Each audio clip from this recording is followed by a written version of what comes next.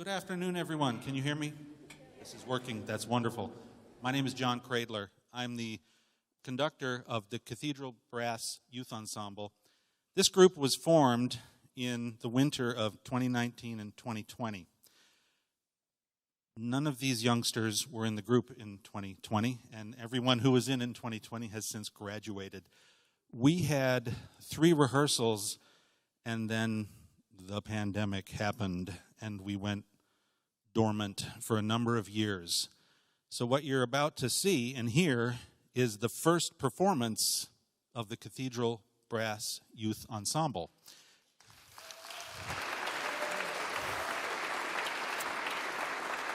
I should remember to thank our wonderful hosts, Vienna Presbyterian, the Cathedral Brass Organization.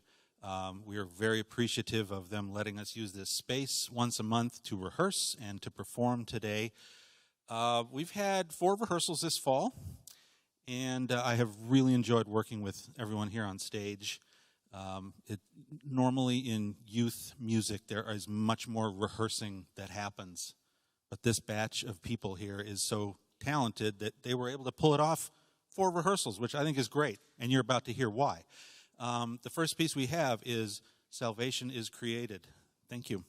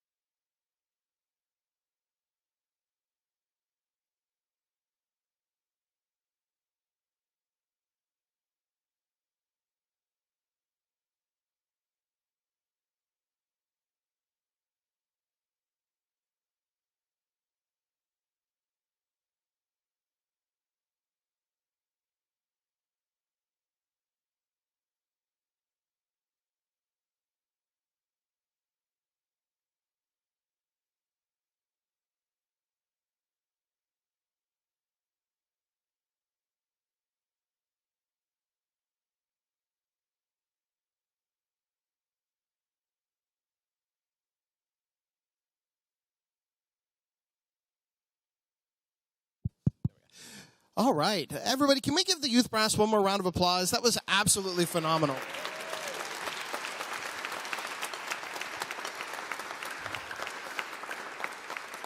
You know, I look at that type of musicianship as one of the most important things that's out there for youth to willingly give their time in a time and space that is very well occupied by many extracurricular activities, for them to sacrifice the time to perform and to do so well with John is phenomenal. So, folks, you did a great job, and thank you for starting our concert this evening. Thank you so much.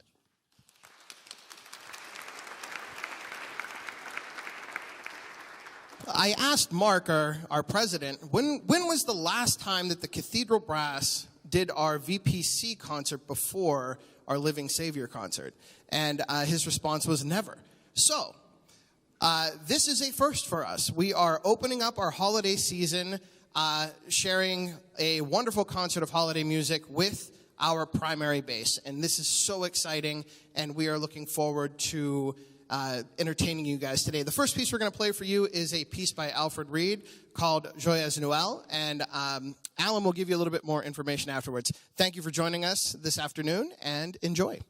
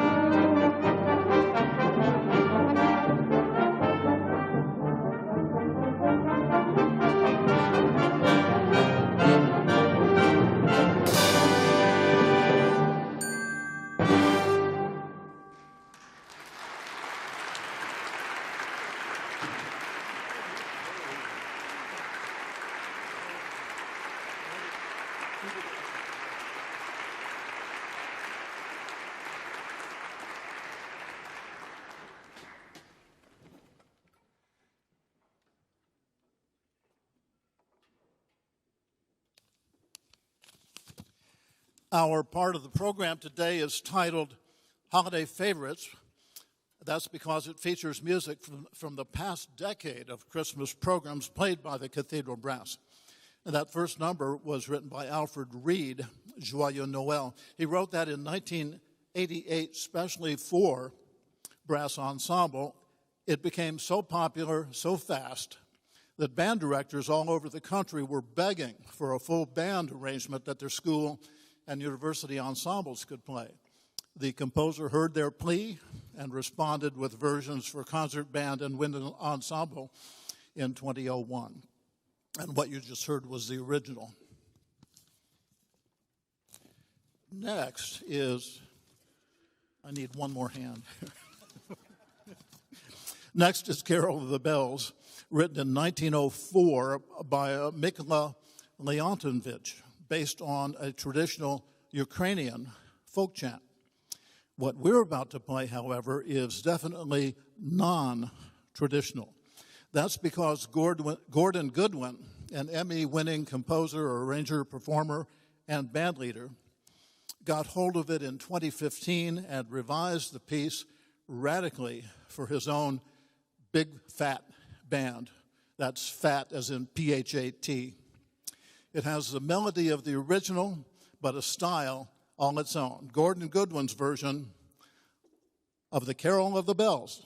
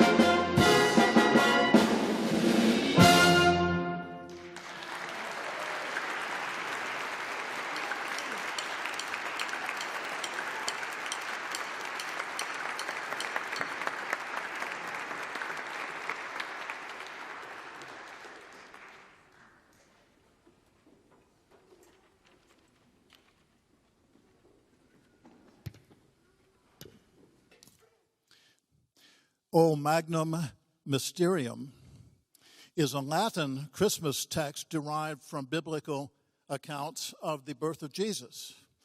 O great mystery and wonderful sacrament that animals should see the newborn Lord lying in a manger. O blessed Virgin whose womb was worthy to bear the Lord Jesus Christ. Alleluia. Composers since the Middle Ages have set the text to music, although none of the best-known 19th century composers did so. The text became popular again in the 20th century with notable settings by Francois Poulenc and Morton Lordsden. Lordsden's setting was written for the Los Angeles Master Chorale in 1994. The composer also arranged the piece for brass ensemble. It owes its popularity to its expressive, ethereal sounds in imperturbable calmness.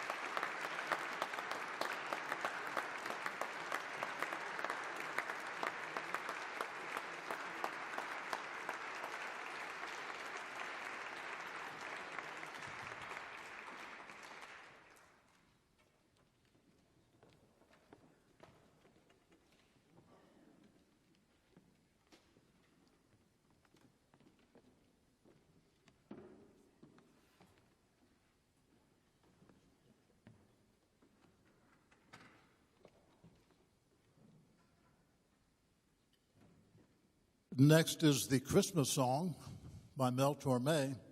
I still can't get over the word that apparently is historical, that when Mel wrote that, he sat down at the piano in the height of the August summertime heat and wrote chestnuts roasting on an open fire.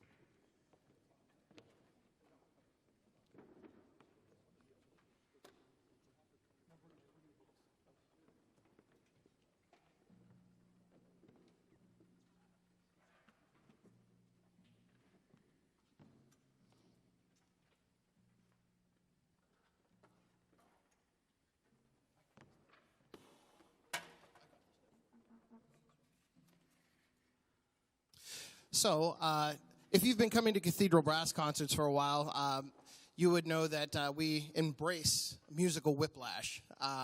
We like going from one extreme to the other, and we're going to do so again. We're going to go from, when was that written? Was that in the late 40s, early 50s, Christmas song? What was somewhere in there? We're going to go back probably 100 years or so, and we're going to do a Rossini overture for you, the overture to Semaramide. But we're doing this with a neat little twist. The Boulder Brass found a way to squeeze the story to the night before Christmas into a Rossini overture. So that is something unique and that you probably won't hear again, which is good. I mean, it's a wonderful piece. It's a very unique take on this. And I would like to introduce Alan Cole. You've heard him emceeing through most of the night, but he is going to be in the role of the storyteller. So, ladies and gentlemen, a visit from St. Nick.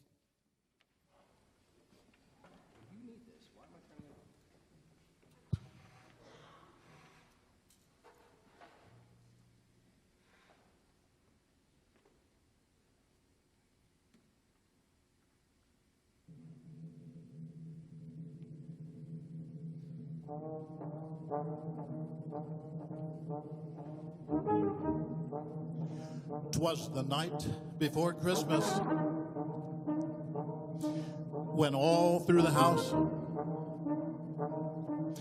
not a creature was stirring, not even a mouse.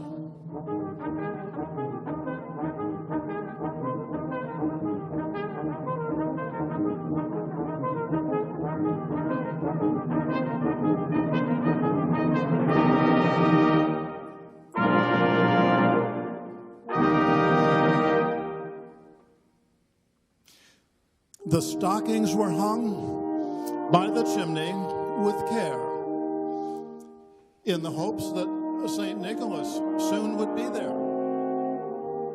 The children were nestled all snug in their beds, while visions of sugar plums danced in their heads.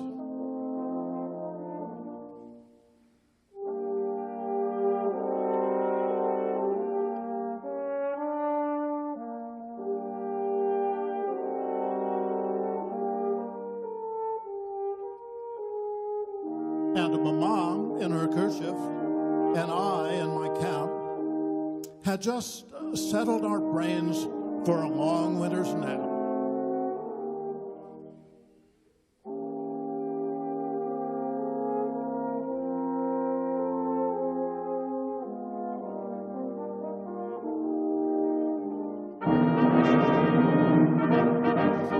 When out on the lawn there arose such a clatter, I sprang to my feet to see what was the matter. Away to the window, I flew like a flash, tore open the shutters and threw up the sash. The moon on the breast of the new fallen snow gave the luster of midday to objects below. When what to my wondering eye should appear but a miniature sleigh and 8 tiny reindeer with a little old driver, so lively and quick, I knew in a moment it must be St. Nick.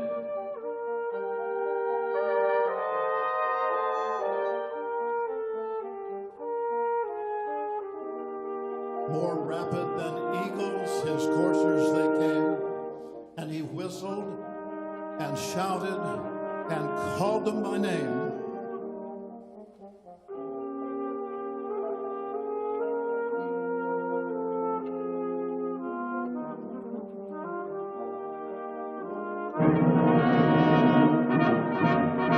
Now Dasher, now Dancer, now Prancer and Vixen.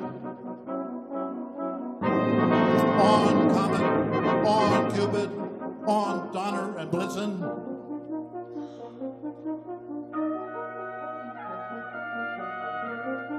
To the top of the porch, to the top of the wall. Now dash away, dash away, dash away all.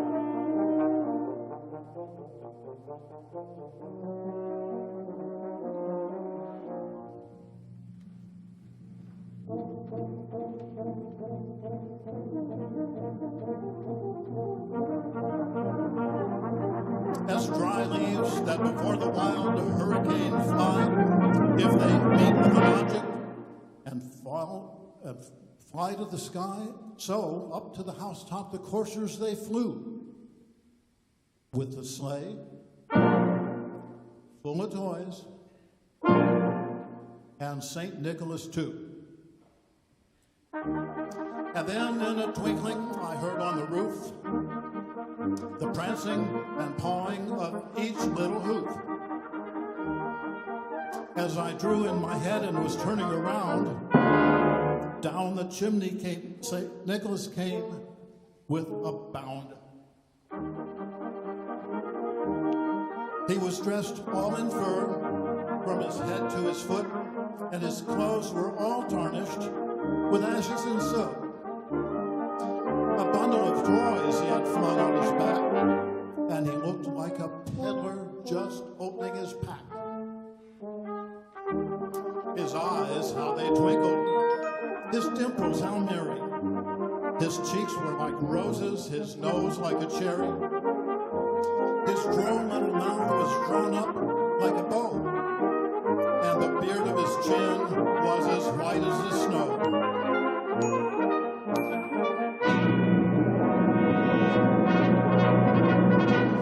He had a broad face and a little round belly that shook when he laughed like a bowl full of jelly.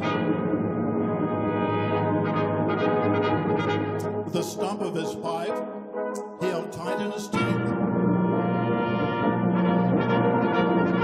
and the smoke, it encircled his head like a wreath.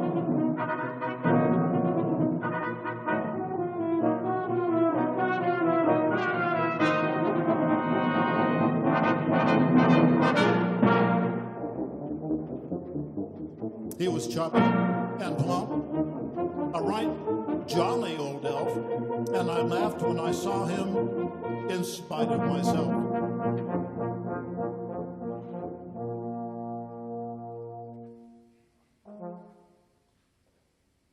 A wink of his eye and a twist of his head soon gave me to know I had nothing to dread.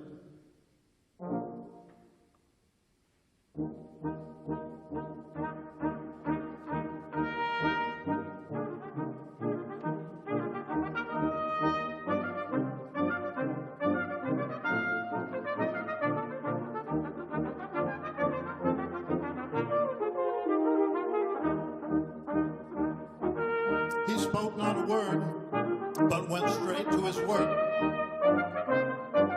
and filled all the stockings, then turned with a jerk.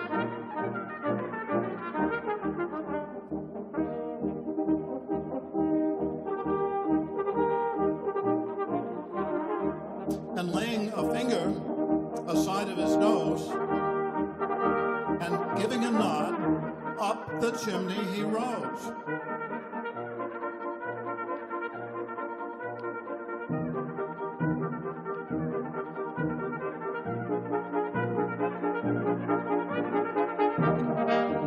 He sprang to his sleigh, to his team gave a whistle, and away they all flew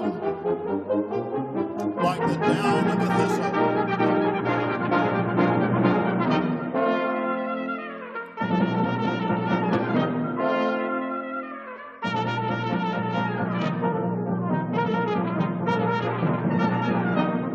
But I heard him exclaim ere he drove out of sight,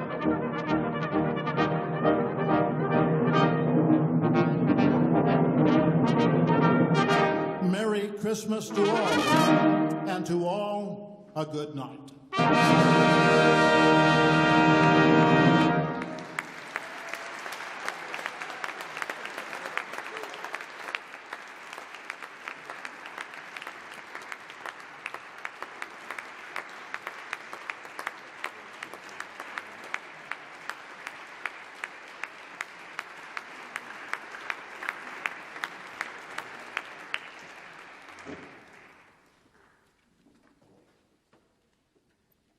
I'd like to introduce Pastor Robert Ostel.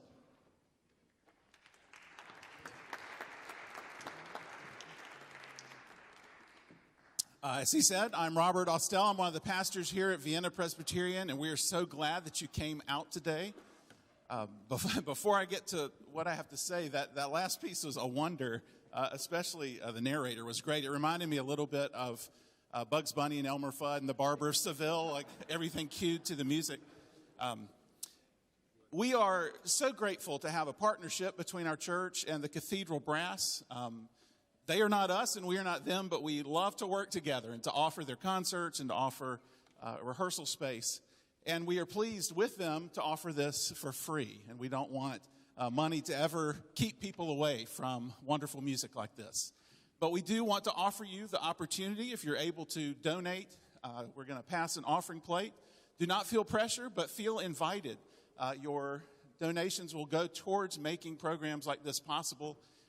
And if you didn't bring any cash with you, there's actually on the pew in front of you, there's a blue sticker with a QR code or a text code. You can give that way as well. But we love our partnership. I want to also invite you back same time next Sunday at 4 p.m. here. The church is giving our Glorious Sounds of Christmas concert, and it will feature some, if not all, many of the Cathedral Brass, along with our choirs and handbells and youth choir and children's choir. It'll be a wonderful program, but hope you'll come back for that as well, and there's no charge for that. But we will pass the plate as the next piece goes on, and on behalf of the church, I want to wish each one of you a very Merry Christmas.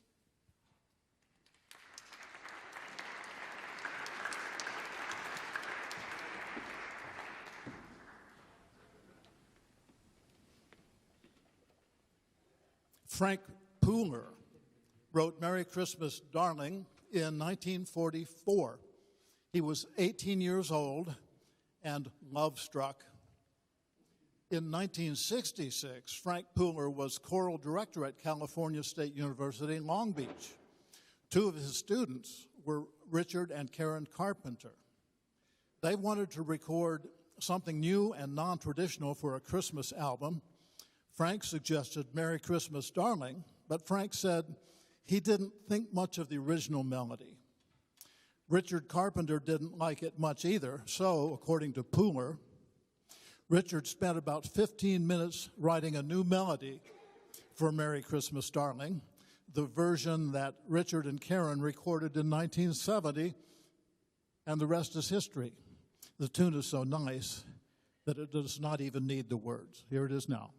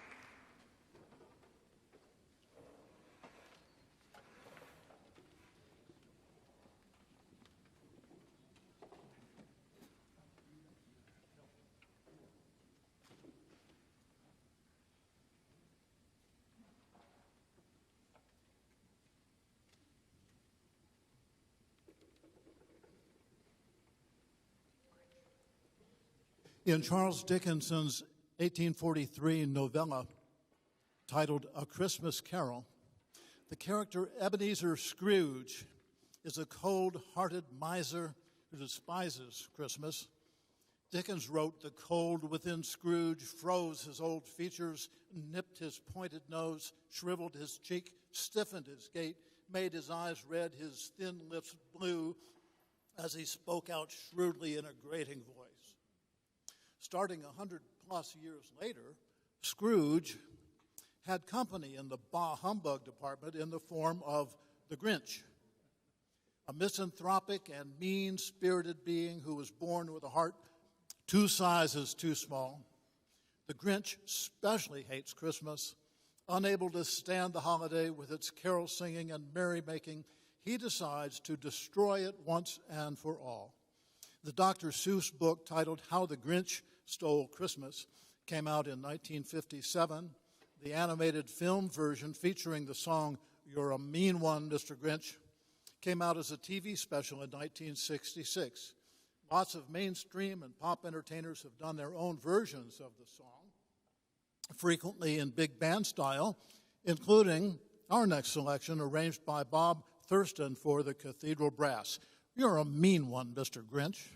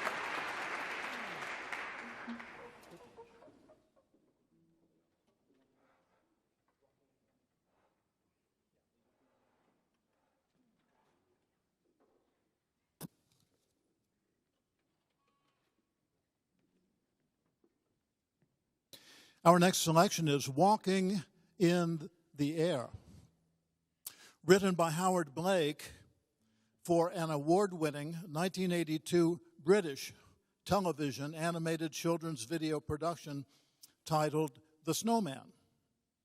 The composer's website includes this quote: "There is something about the tune, Walking in the Air, that spells something to people about freedom and joy and loss and all the things they would like to regain."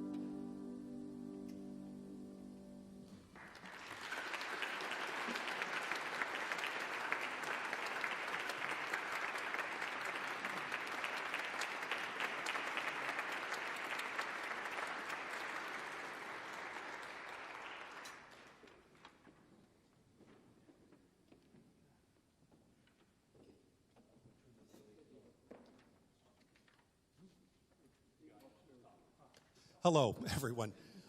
Sorry, I don't even know how to turn the silly thing on. I don't normally speak. My name is Mark Herzing. I am the chair of the board of the Cathedral Brass. I'd like to take a couple of minutes this evening to speak to you all about some changes that are coming for us. This is, of course, Christmas. Christmas is a time of celebration. It's also a season of change as well, as we all know. The year is coming to an end. The new year is about to begin. And just such for that is also for us as well. So since we joined Vienna Presbyterian over 25 years ago, we've been blessed with inspired musical leadership. For many years, that was provided by Lance Vining, our conductor emeritus, who's sitting in the back of the hall today.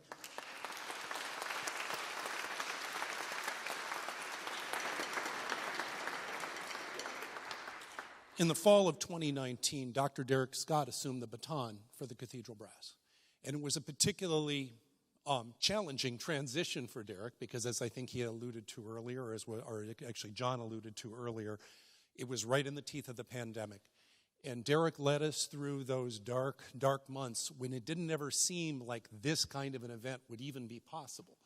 We would rehearse out in the parking lot here at VPC, distanced. We performed, unlike many other community groups throughout the area, distanced as a result of his leadership. In the years that have followed, Derek has demonstrated so many grand qualities that one associates with a fabulous musical leader. He is an educator and has a tremendous passion for youth. He is a gifted composer and arranger. Many of the arrangements that you've heard us perform in the last 5 years have sprung from his pen. Some of the arrangements we have this evening. But I could probably go on all evening waxing poetic about Derek's qualities.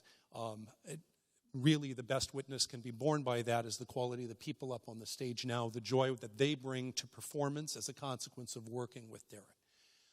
Late last spring, Derek told us, and unsurprisingly, someone with so many talents is in tremendous demand, that the demands being placed on him by his job as a teacher, his job as a community leader in music, were going to require that he step down from this role. And so this holiday season is actually the last season that Derek will be conducting us, and he will be ending his time as our music director. So this holiday season for us is a celebration of Derek's accomplishments as music director, and I would ask that you all please join me in an ovation of thanks to Derek for his many, many contributions to the Cathedral Brass over the last 6 years.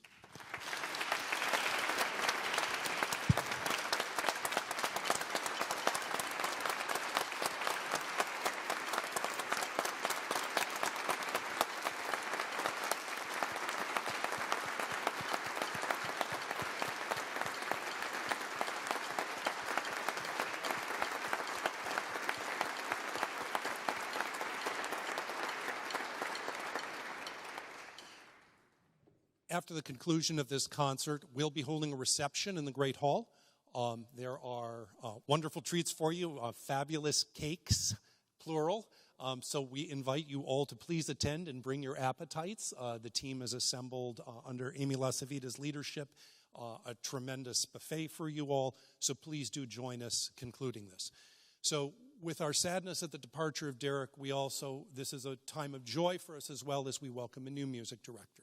Following an exhaustive process, we selected David Kervin to be our music director. David is a master musician, a member of the United States Army Pershing's-owned band, a virtuoso tuba performer, a scholar with advanced degrees in both conducting and music performance, and also, most importantly, a track record of tremendous leadership in community music.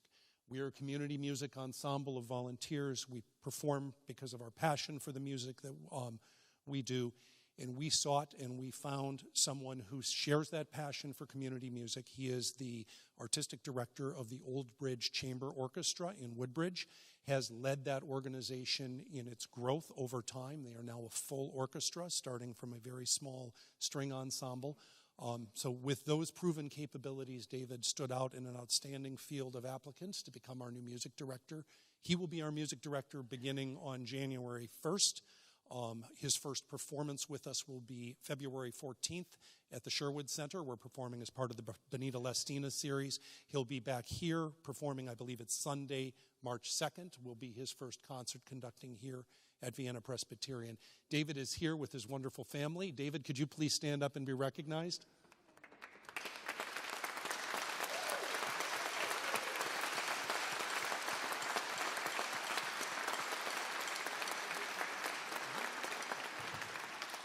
And David will also be joining us at the reception following, so please stop by and say hello to him and welcome. Give him a warm VPC community welcome. So again, thank you very much for attending today. On behalf of the Board of Directors of the Cathedral Brass, the entire membership of the Cathedral Brass, wish you a very, very Merry Christmas.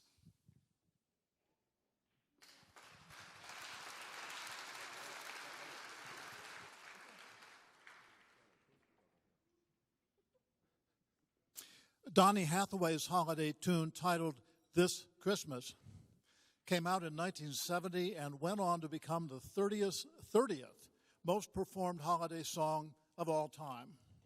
On his hit record, Donny himself did the vocals and played keyboard and bass. The rest of the band comprised electric guitar, drums, baritone, saxophone, and trombone. We like the song so well that we are going to play it with electric guitar plus tuba and a bunch of trumpets and trombones and French horns this Christmas.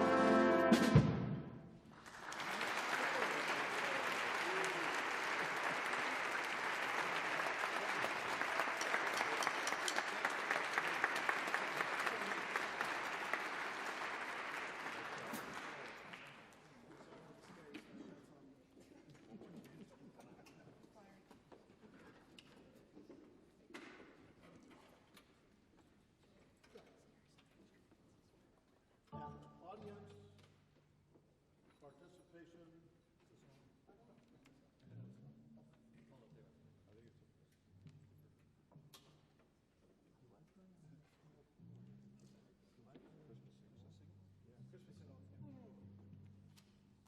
I think we'll try the hammering method. Next selection is audience participation. That means sing along. The words and music are familiar, so it shouldn't be a lot of trouble. The arrangement for brass and singing audience was specially created by the Cathedral Brass music director, Dr. Derek Scott.